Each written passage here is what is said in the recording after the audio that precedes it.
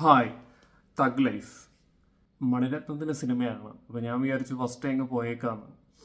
അപ്പോൾ പക്ഷെ തിയേറ്ററിൽ നിന്ന് ഇറങ്ങി കഴിഞ്ഞപ്പോഴത്തേക്കും ഇതൊരു മണിരത്നത്തിൻ്റെ സിനിമയായിട്ട് എനിക്ക് തോന്നിയതേ ഇല്ല.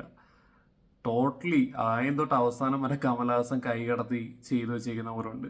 എന്തൊക്കെയാണ് കാണിച്ചു വെച്ചേക്കുന്നത്, ഒന്നും ഈ സിനിമ കണ്ടതിന് ശേഷം ഒന്നും അങ്ങോട്ട് പറയാനേ തോന്നിക്കുന്നില്ല.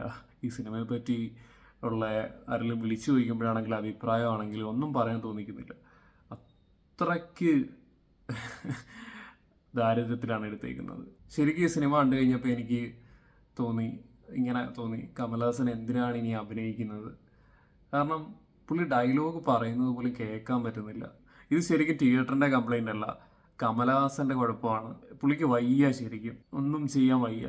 തിയേറ്ററിൽ ഇരുന്നിട്ട് ഒരു ഗാങ്സ്റ്റർ റിവെഞ്ച് ഡ്രാമയാണിത്. ഇത് കണ്ടപ്പോൾ എനിക്ക് ചിരിയാണ് വന്നത്. മൊത്തത്തിൽ തുടക്കം തൊട്ട് സീരിയസ്നെസ് കാണിച്ചിട്ട് പഴയ സിനിമ പോലെ തന്നെ എന്തൊക്കെയോ കാട്ടി വെച്ചിരിക്കുന്നു. സീരിയസ്നെസ് കാണിക്കുക, അതിനുശേഷം ആ സീൻസിനെ കോമഡിയാക്കി കളയുക. മൊത്തത്തിൽ കയ്യിൽ നിന്ന് പോയി. പാട്ടുകളാണെങ്കിലും എനിക്ക് ഒരു സോങ് ഇതിനകത്ത് ഇഷ്ടപ്പെട്ടില്ല.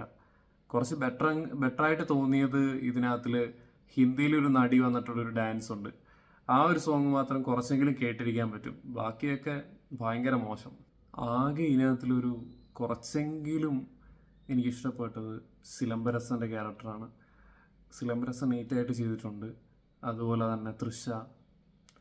ബാക്കി ഒന്നും ഇതിനകത്തിൽ ഇഷ്ടപ്പെട്ടില്ല. എന്തോ മൊത്തത്തിൽ കുറച്ച് പൈസ മുടക്കിയിട്ട് എന്തൊക്കെയോ കാണിച്ചു വെച്ചിരിക്കുന്നു. എന്ത് ചെയ്യണമെന്ന് അറിയാൻ വയ്യ. ഒരു ഗാങ്സ്റ്റർ ഡ്രാമ എടുക്കുക, അതിനകത്തിൽ കുറച്ച് മസാല കയറ്റുക, ആൾക്കാരെ കോമാളിയാക്കുക. ഇതാ എനിക്ക് തോന്നി ഈ സിനിമ കണ്ടപ്പോൾ. ഞാൻ ഈ സിനിമ കണ്ടതിന് ശേഷം വന്ന് വിക്കിപീഡിയ ജസ്റ്റ് നോക്കിയായിരുന്നു. അപ്പോൾ ഇതാരാണ് എഴുതിയേക്കുന്നതെന്ന് അറിയാനായിട്ടൊരു ആഗ്രഹം ഉണ്ടായിരുന്നു. അപ്പോഴാണ് മണിരത്നത്തിൻ്റെ കൂടെ കമലഹാസനും ഉണ്ട്. അപ്പം മനസ്സിലായി പുള്ളി ശരിക്കും ഇതിനകത്തിൽ കൈകടത്തിയിട്ടുണ്ടെന്ന്. എന്തായാലും ഇത് നിർമ്മിച്ചതിൻ്റെ ഉത്തരവാദിത്തം കമലഹാസൻ മാത്രമായില്ല, മണിരത്നവും ഉദയനിധി സ്റ്റാലിനും ഒക്കെ ഉണ്ട്. അതുകൊണ്ട് നഷ്ടമാണെങ്കിലും എല്ലാവരോടും ഒരുമിച്ച് അനുഭവിച്ചോളും. ഇതിനകത്തിൽ AI ടെക്നോളജി യൂസ് ചെയ്തിട്ടുണ്ട് ഫസ്റ്റ്. അപ്പോൾ കമലഹാസൻ്റെ ചെറുപ്പ സീനുകളൊക്കെ AI ചെയ്തേക്കുന്നത്. ആർട്ടിഫിഷ്യലാണ്. ഈ AI സീൻസൊക്കെ മിക്ക പടത്തിലും നമുക്ക് ആർട്ടിഫിഷ്യലായിട്ട് തോന്നും. ഇത് കാണുമ്പോൾ മനസ്സിലാവും. പ്രത്യേകിച്ച് ഫേസിനൊന്നും ഭയങ്കര ഒരു മൂവ്മെൻ്റ് ഒന്നും ഉണ്ടാവത്തില്ല. സിനിമ എത്ര മോശമാവുന്നു അതിൻ്റെയൊക്കെ അത്രയും മോശമായിട്ട് തന്നെ ബാക്കിയുള്ള കാര്യങ്ങൾ ഇതിനകത്തിൽ വന്നിട്ടുണ്ട്. ബാക്കിയുള്ളവരും കൂടെ മോശമാവണ്ടാലോ എന്ന് വിചാരിച്ചായിരിക്കും എല്ലാം അതുപോലെ തന്നെ വന്നിരിക്കുന്നത്. ഇതിനെപ്പറ്റി വേറെ ഒന്നും പറയാനില്ല. തിയേറ്ററിൽ കണ്ടിട്ട് തൊലി ഉരിഞ്ഞു പോയി. അമ്മാതിരി അനുഭവമാണ് കിട്ടിയത്.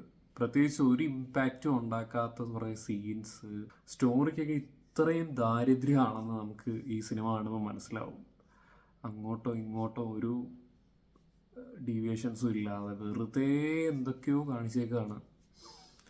എനിക്കാണെങ്കിൽ ആക്ച്വലി ഈ സിനിമ കാണാൻ പോയപ്പോഴത്തേക്കും ഒരു 2-3 മിനിറ്റ് ലേറ്റായിട്ടാണ് കയറിയത്. ഞാൻ വിചാരിച്ചു തുടക്കത്തിലെ ഒരു സ്റ്റോറി ടെല്ലിംഗ് പരിപാടി മിസ്സായിപ്പോയി, അപ്പോൾ ഇനിയൊന്നും മനസ്സിലാവത്തില്ലെന്ന് വിചാരിച്ചു. പക്ഷെ കണ്ടു കഴിഞ്ഞപ്പോഴത്തേക്കും കുറച്ചുകൂടെ താമസിച്ച് കയറിയാൽ മതിയായിരുന്നല്ലോ എന്ന് തോന്നി. വേറൊരാളുടെ കാര്യം പറയാനായിട്ടങ്ങ് വിട്ടുപോയി. ഐശ്വര്യലക്ഷ്മി ഇതിനകത്തിൽ ഡീസൻ്റായിട്ട് ചെയ്തിട്ടുണ്ട്. സാധാരണ എല്ലാ പടത്തിനകത്തിലും മോശമാക്കി കരഞ്ഞങ്ങ് മെഴുകുകയാണ് പതിവ്. ഇതിനകത്തിൽ ഡീസൻ്റായിട്ട് ചെയ്തിട്ടുണ്ട്. ഐശ്വര്യലക്ഷ്മിയുടെ ഇൻട്രൊഡക്ഷൻ ആണെങ്കിലും ഒക്കെ നീറ്റായിരുന്നു. എന്തിനായിരിക്കണം ഇങ്ങനൊരു സിനിമ മണിരത്നം ചെയ്തത് എന്നാണ് ഞാനിപ്പോൾ ചിന്തിച്ചുകൊണ്ടിരിക്കുന്നത്.